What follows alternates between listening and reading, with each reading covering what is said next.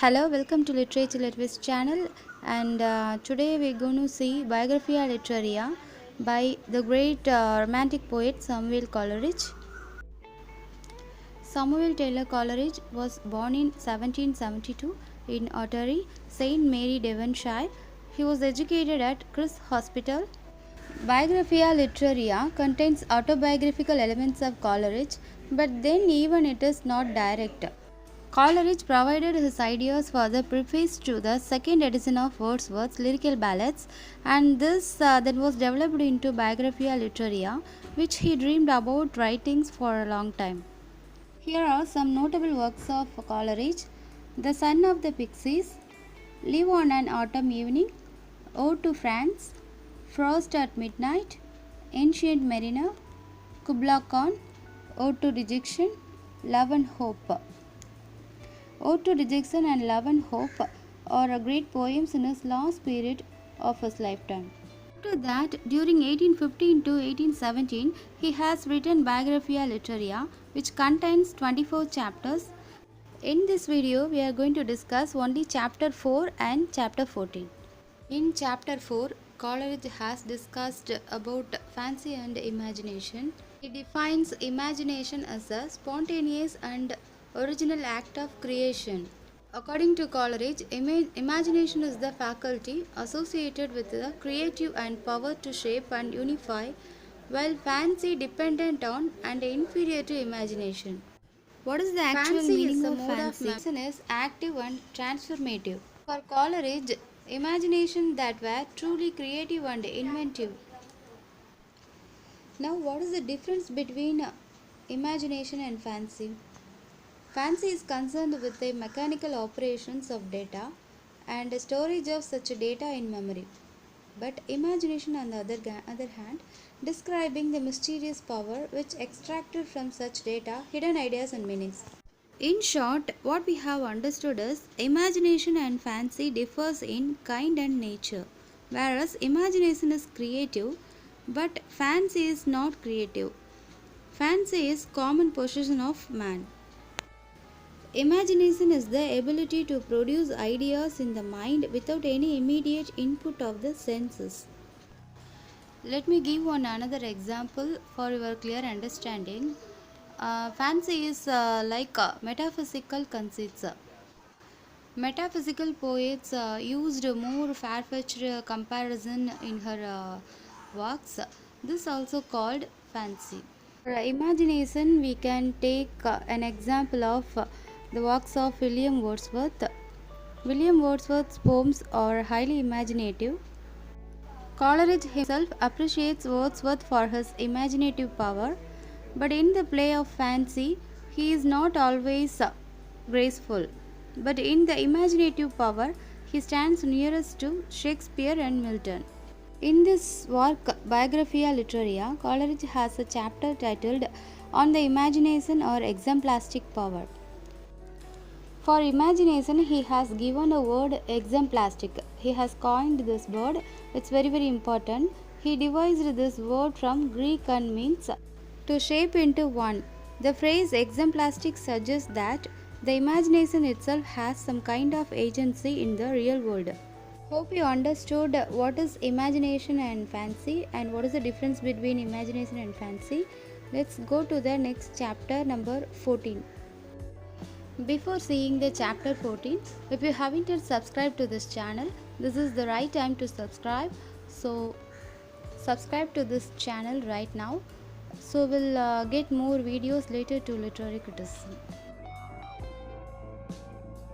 In this chapter 14, Coleridge expresses his views about poet, poem and poetry.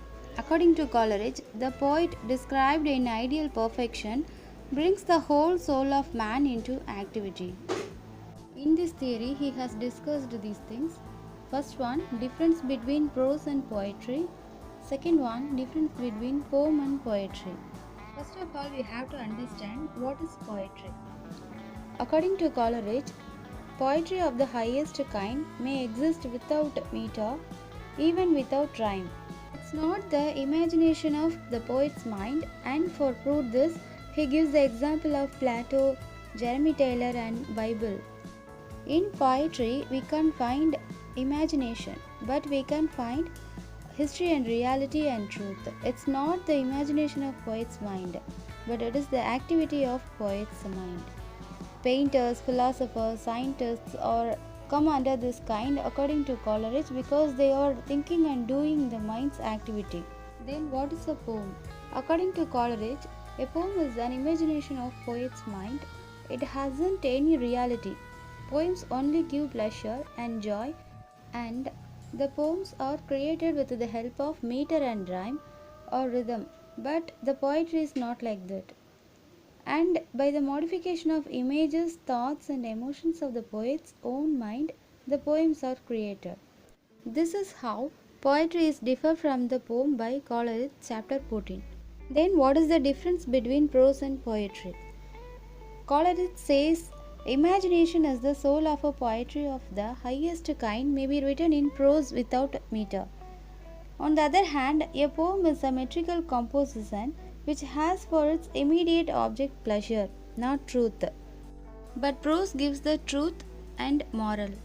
And you might be thinking that what is the difference between prose and poems?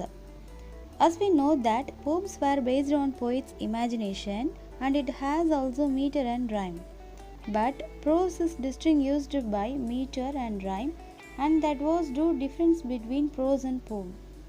The poem contains same elements as a prose composition. The prose and poem are almost same, but this is the difference between the combination of same elements and that are objects, aim, and its composition. Prose has its ultimate ends. It was based on truth and history like scientific and historical composition, and the end may be moral is called prose. I think now you have understood what is the difference between poem and prose and also about poetry.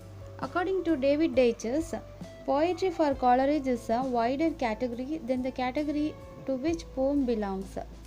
Poetry is a kind of activity which can be pursued by painters, philosophers, and scientists. Next, in this chapter, Coleridge does not agree with Wordsworth's poetic faith.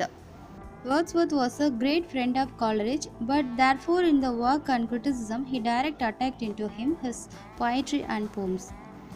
And it was the aim of Biographia Literaria to show the reality of poems and poets. Coleridge says about Wordsworth, Mr. Wordsworth's poems are silly and childish things which they were for a long time described as being.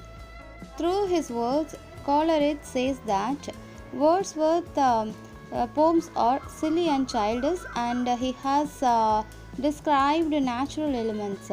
Coleridge provided the ideas for the preface to the second edition of Wordsworth's Lyrical Ballads, and this then was developed into Biographia Literaria, which he dreamed about writing for a long time.